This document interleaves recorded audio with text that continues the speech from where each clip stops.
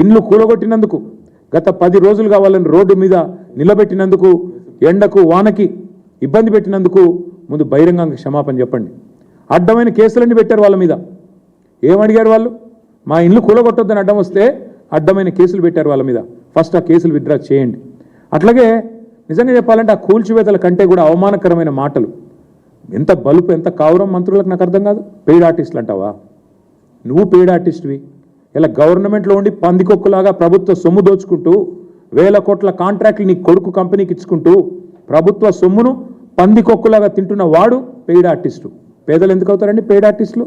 నీలాంటి పందికొక్కులు, నీలాంటి దుర్మార్గులు మానస హిల్స్లో ఇల్లీగల్ మైనింగ్ చేస్తున్న పందికొక్కు నువ్వు పెయిడ్ ఆర్టిస్టు. సిగ్గు శరం లజ్జ ఉంటే కాళ్ళు మొక్కి క్షమాపణ చెప్పి వాళ్ళకి ఇండ్లు కట్టించి అప్పుడు మాట్లాడు.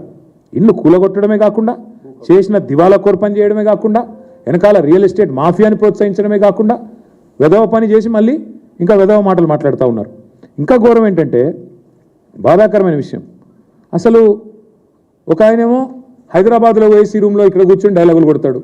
ఇంకొక ఆయన దుబాయ్లో ఉండి వీళ్ళంతా కూడా ల్యాండ్ మాఫియా అంటాడు. ఎవడు ల్యాండ్ మాఫియా? తీసుకొస్తారా పేపర్లు? మీ దగ్గర ఉన్నాయా పట్టాలు? ఎవరిది ల్యాండ్ మాఫియా? ఇలా మీరు ప్రభుత్వంలో ఉన్నారు కాబట్టి ఇష్టారాజ్యం అనుకుంటున్నారా? దీని మీద ఖచ్చితంగా మా ప్రభుత్వం వచ్చిన తర్వాత సమగ్ర విచారణ జరిపిస్తాం, వదిలిపెట్టం. ఏ ఆఫీసర్లు అయితే ఇక్కడ వాళ్ళను భూమాఫియా అనే విధంగా తప్పుడు పత్రాలు ఇచ్చి గందరగోళ వాతావరణం చేసి కేసులు పెట్టి ఆగమాగం చేసి వాళ్ళని 10 రోజులుగా రోడ్ల మీద తిప్పారో వాళ్ళందరికీ నేను చెప్తా ఉన్నా, ఓరిని వదిలిపెట్టం. ఖచ్చితంగా సమగ్ర విచారణ జరిపిస్తాం, న్యాయం జరిగేదాకా వదిలిపెట్టం. 10 రోజుల నుంచి మా పువ్వాడ అజయ్ గారు, మా తాత మధు గారు, మా రవిచంద్ర ఎంపీ గారు మా పార్టీ తరఫున భోజనం పెడుతున్నామండి. భోజనం కూడా పెట్టనీయట్లేదు దౌర్భాగ్యులు. భోజనం పెడతాం, వాళ్ళు రోడ్డు మీద పడ్డారు అంబేద్కర్ భవన్లో అంటే భోజనం కూడా పెట్టనివ్వలేదు మమ్మల్ని. ఆఖరికి నిన్న మొన్న వచ్చి భోజనం పెడుతున్న కాడ కూడా నిన్న చిల్లర పనులు చేసి వాళ్ళ అనుచరుల కోసం భూమాఫియా చేస్తుంది మీరు. ఇంకొక మాట నేను అంటా ఉన్నా, అసలు భూదాన్ భూమి అని మీరే చెప్తున్నారు. నేను కలెక్టర్తో మాట్లాడా, అది భూదాన్ భూమి అంటాడు. మరి భూదాన్ అంటే గవర్నమెంటే కదా. భూదాన్ ఉద్దేశమే పేదవాడికి ఇండ్లు లేదా వ్యవసాయానికి రైతులకు లేకపోతే పొలం ఇవ్వడం కదా. మరి అక్కడే ఇస్తే అయిపోయేది కదా అని అడిగిన. ఎందుకు గులగొట్టిండని అడిగిన, సమాధానం లేదు.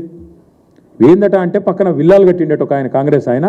ఆ విల్లాలకి ఇది అడ్డం వస్తుందట, అందవిహీనంగా ఉన్నాయంట ఇల్లు, ఇవి అడ్డం వస్తుందంట, వ్యూ బాగలేదంట, అందుకని వీళ్ళని తీసేయాలంట. ఇందుకే ఈ ముఖ్యమంత్రిని నేను మొదటి నుంచి తుగ్లక్ అంటున్నది. పిచ్చి తుగ్లక్ పనులు కాకపోతే ఏంటండి ఇవి? భూదాన్ బోర్డుల్లో ఇల్లు కట్టుకుంటే పట్టాలు ఇవ్వాలా? నువ్వే చెప్తావు కదా నీతులు. పేదవాళ్ళు తెలుసో తెలియక ఇల్లు కట్టుకుంటే రెగ్యులరైజ్ చేయాలా? It's a criminal waste. నువ్వే నరుకుతావు కదా. అయ్యప్ప సొసైటీలో డెమాలిషన్స్ అవుతుంటే అది చాలా క్రిమినల్ వేస్ట్ కదా, సిమెంట్ వేస్ట్, స్టీల్ వేస్ట్ అని చెప్పి చాలా బాధపడిపోతావు కదా. మరి ఇవాళ ఎక్కడ పోయినావు? ఇప్పుడు ఎందుకు పిచ్చి తుగ్లక్లాగా మాట్లాడుతున్నావు? ఎందుకు పిచ్చి తుగ్లక్ పనులు చేస్తూ ఉన్నావు? ఇంకొక మాట కూడా నేను చెప్తా ఉన్నా, ఈ భూమాఫియాని ఇక్కడితో వదిలిపెట్టాం.